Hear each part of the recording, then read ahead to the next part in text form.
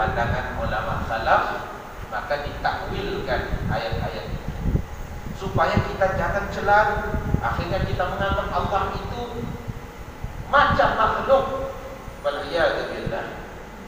Sedangkan hari-hari kita baca ayat surah Al-Ikhlas, lepas baca Fatihah, waladhdallin, amin, bismillahirrahmanirrahim, qul huwallahu ahad. Kata-kata wahai Muhammad, Allah itu Esa satu, Allahus Samad, Allah tempat tumpuan pergantungan kepada semua seluruh makhluk.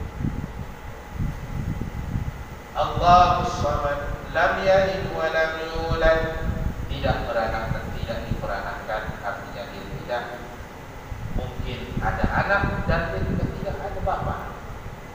Wa lam yakul lahu kufuwan ahad. Ini surah hari-hari kita baca. Wa lam yakun lahu, dan tidak mungkin ada baginya ahad, kufuwan ahad, sesuatu yang sama dengannya.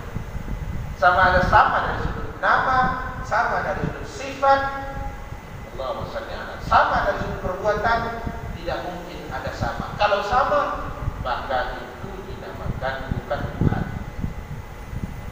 Itulah dalam akidah Ahlussunnah wal Jamaah, Asy'ariyah wal Maturidiyah, Imam Abul Hasan Al-Asy'ari dan Imam Abu Mansur menyusun sifat 20 untuk kita kenal Allah itu bukan melalui rupanya, karena tidak mungkin kita mengetahui zat Allah, rupa Allah, bentuk Allah, tetapi kita kenal Allah melalui sifat-sifatnya.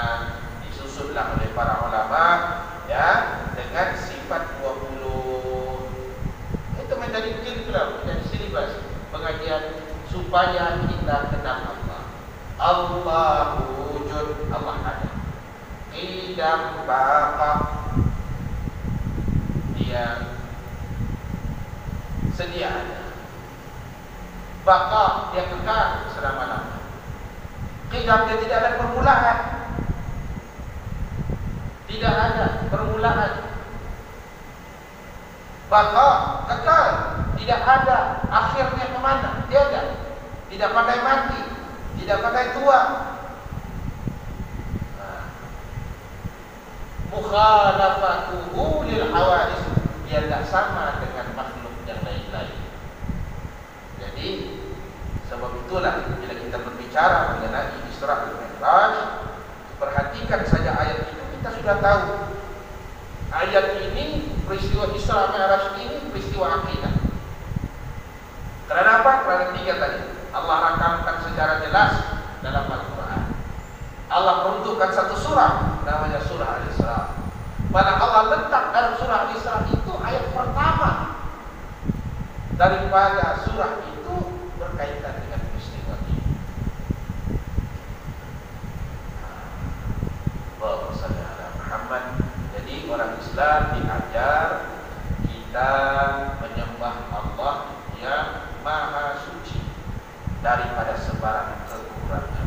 Kalau ada sesuatu yang disembah tetapi ada ciri-ciri kekurangan, pandai sakit, pandai tua, pandai makan, pandai minum, pandai jealous, pandai marah, begaduh macam dewa-dewa orang Yunani, begaduh sama-sama mereka untuk berebut perempuan. Ini bukan Tuhan. Perempuan tidak diperlukan oleh Tuhan, oleh Allah. Pandai mati, pandai pingsan, ini tidak. Ya, itu kita belajar dalam sifat 20, tetapi diringkaskan bila Allah sebut Subhana, Maha Suci Allah daripada sebarang kekurangan. Alladzi asra, yang memperjalankan hambanya. Dalam konteks ini Allah menjelaskan bahawa perjalanan Nabi Muhammad tersebut sepenuhnya ditanggung oleh Allah 100%.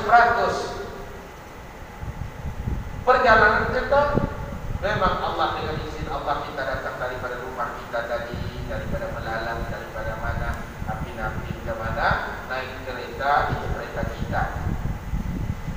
Bukan kita terbang. Allah, sampailah kita kemari. Tapi Nabi Muhammad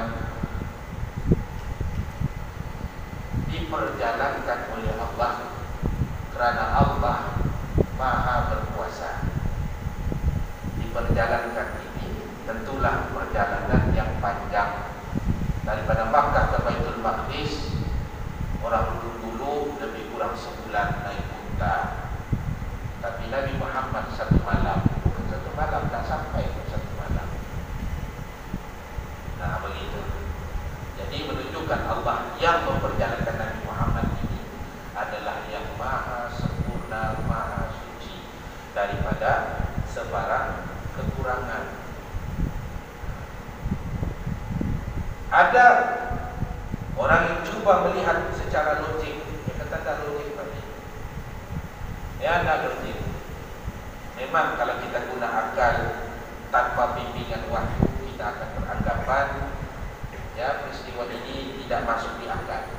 Padahal dia sebenarnya masuk di akal apabila kita meletakkan akal kita di tempat yang benar. Akal kita seorang muslim, kita memikirkan yang maha berkuasa ialah Allah Subhanahu wa ta'ala. Tapi akal bagi orang-orang yang tidak percaya Tuhan, mereka beranggapan akal mereka itulah yang paling besar. Kita tidak, yang paling besar Allah yang menciptakan akal kita. Maka tentulah kita berfikir kalau Allah Subhanahu wa ta'ala menyelamatkan Nabi Ibrahim alaihi salam yang dihumbat ke dalam api oleh Namrud, dibakar hidup-hidup oleh Namrud, apa sangat memperjalankan Nabi daripada Baitullah Al-Haram ke Baitul Maqdis. Kalau Allah yang menyelamatkan Nuh, Nabi Nuh duduk di padang pasir, Nabi Nuh buat bahtera, buat kapal, sehingga orang kampung kata gila dia sini. Sot sudah dia ni, putus sudah bayar dia. Apa dia bikin? Perahu besar, bahtera besar di padang pasir begini. Lain tak kalau siling laut. Macam kita barangkali di tendok ini tuan-tuan, tiba-tiba kita buat perahu besar. Mau bikin apa? Lebih besar daripada sungai. Buat apa kita bilangnya? Tak logik. Kerana kita memikir cara kita.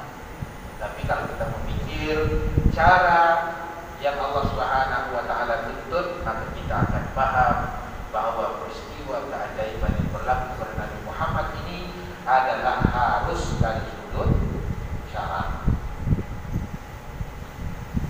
Kiasan senang saja. Lalu kita dengar ustaz yang berceramah, dia bilang senang saja. Umpamanya macam saya tadi daripada KK, dari Bertolak kemari ke Tenong. Tak macam mana mungkin ketika saya ambil baju tadi, dalam poket baju saya menumpang seekor semut. Semut KK, bukan semut Tenong. Sampailah kami kemari, dia pun ikut dalam poket saya duduk diam-diam. Habis ceramah saya balik dalam bilik KK. Sampailah pukul 12.30 malam, gantung balik baju saya, dia pun keluar balik, jumpa dengan keluarga semut tadi.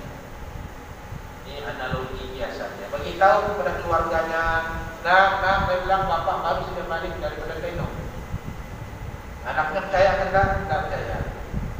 Bapaknya buat lawak pula dah. Mana mungkin bapak pergi Tenong? Bapak kan semut kecil.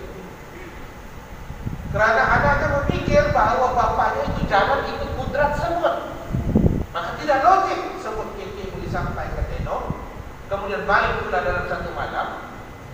Tetapi kerana semut itu bukan jalan sendiri, dia numpang dalam poket jubah saya pula menumpang kereta. Sampailah kemari pukul 4 kami bertolak. Nanti insyaAllah pukul 12.30 malam sampai balik ke rumah. Berapa jam? Mungkin dalam 6 jam, 5 jam akan sampai. Kita sendiri pun tidak logik kalau kita jalan kaki daripada kita pergi Tenong, balik pada Makassar. Nah, ini perumpamaan bagaimana Allah